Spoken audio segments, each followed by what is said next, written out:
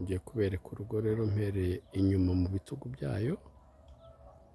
Ni urugo ruri muri Mageragere, aho ni inzu zo mu gikari mu bitugu byayo.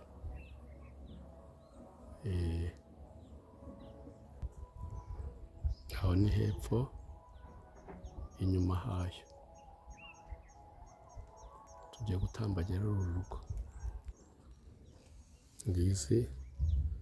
Izi nzu ubu ni mu bitugu, turimo turagenda tugana imbere.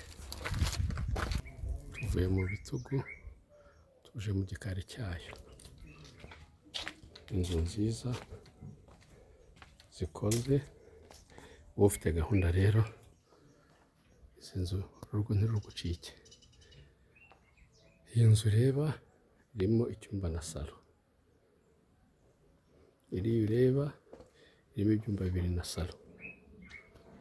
Iyi ngiyi ni icyumba na salo. Murabibona ko ari inzu nziza kandi isobanutse. Toilette yayo ngiyi yo ni imwe. Iki ni igikoni cyayo. Turi mu gikari cy'inzu nini ngiyi. Urabona ko aha ni mu gikari cy'inzu nini.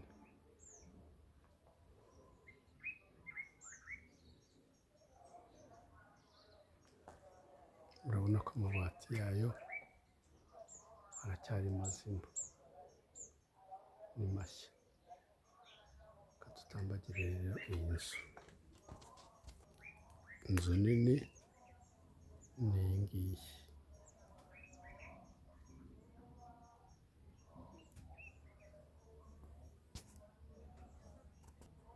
Mwabibonye ko ifite n'ubwinyagamburiro haruguru y'inzu. N'inzu harimo metero nk'enye. Iki rero nicyo cya gikoni twareberaga mu bitugu ngiki. Aho ni munsi y'urugo. Iki ni cya gikoni twarebaga, urugabano nguru. Murabona ko inzu no munsi iracyameze neza. Mwayibonye.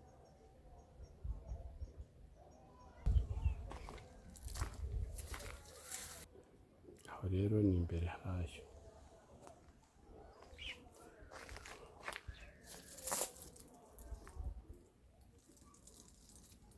Waba ufite gahunda, telefoni 0782403395. Iri mu murenge wa Mageragere.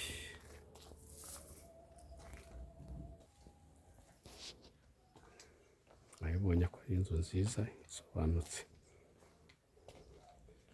Waba ufite amafaranga yawe rero ukeneye kugura urugo rwo guturamo no gukodesha, naguhaye ikaze. Mwabibonye ko amazi n'amashanyarazi ni mu nanjye.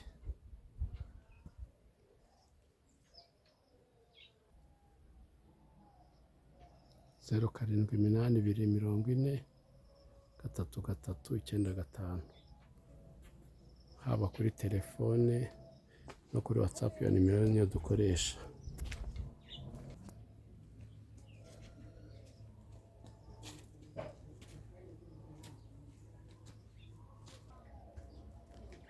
Wowe rero ufite gahunda, urwo narukweretse.